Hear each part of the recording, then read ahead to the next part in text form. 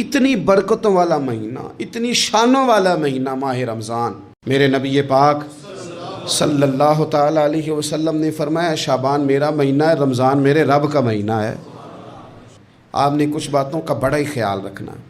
ایک تو آپ نے کوشش کرنی ہے نمازیں ذوق کے ساتھ پڑھی جائیں، یعنی ایک ہے کہ اوہ ٹانگیں نہیں اٹھ رہی، اب تراویح کا ٹائم ہو، نہ اس میں کجی ہے، اس میں تھوڑا سا ذوق کی کمزوری ہے۔ اٹھنا ہے تو شوق سے اٹھنا ہے، بھاگ کے اٹھنا ہے۔ آپ نے مسجد کے ساتھ دلچسپی پیدا کرنی ہے، کوشش کرنی ہے مسجد کی صفائی بھی رمضان میں ہمارے ہی سے ہی آئے۔ اپنے علاقوں کی مساجد کی صفائی، نماز شوق سے پڑھنی ہے، شوق سے۔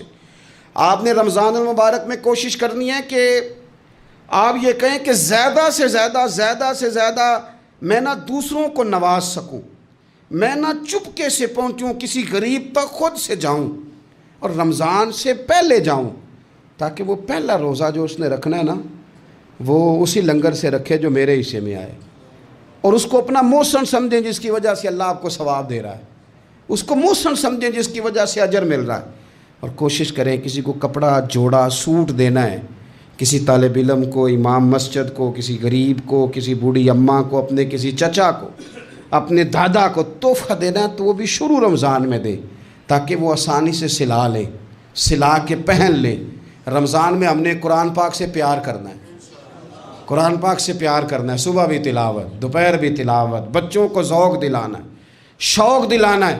ہم نے قرآن مجید رمضان شریف میں تراویح میں ذوق سے سننا ہے، کھڑے ہونا ہے۔ پھر رمضان المبارک کے اندر احساس ہم نے بہت زیادہ پیدا کرنا ہے۔ ہم نے دیکھنا ہے کہ میں کس جگہ میری ضرورت ہے، میں کس طرح کر کے کام آ سکتا ہوں، وہاں اپنی خدمات کو پیش کرنا ہے۔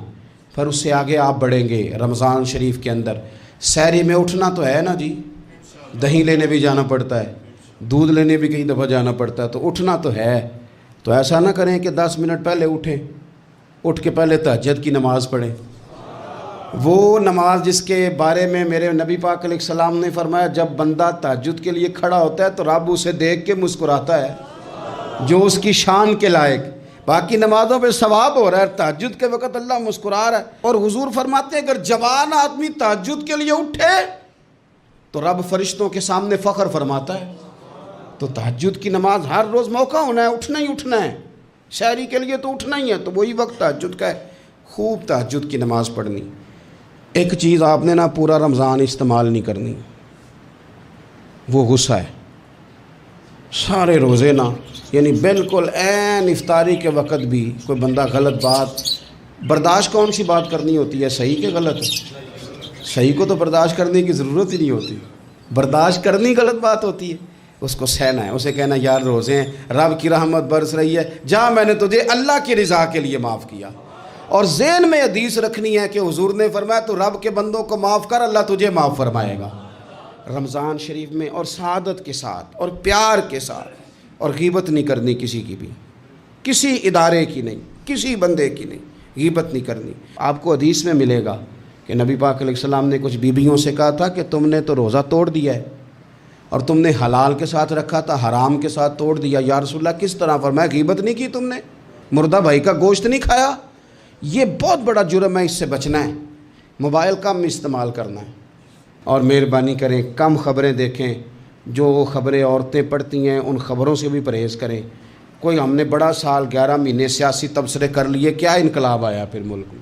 تو رمضان کا مہینہ سیاسی تبصرے رہنے دیں، زیادہ وقت مسجد میں گزاریں، زیادہ وقت اللہ کے گھر میں گزاریں، زیادہ ٹائم آپ تلاوت قرآن پاک میں، استغفار میں، درود شریف میں گزاریں، ایک دوسرے کے ساتھ پیار کریں، ایک دوسرے کے کام آئیں۔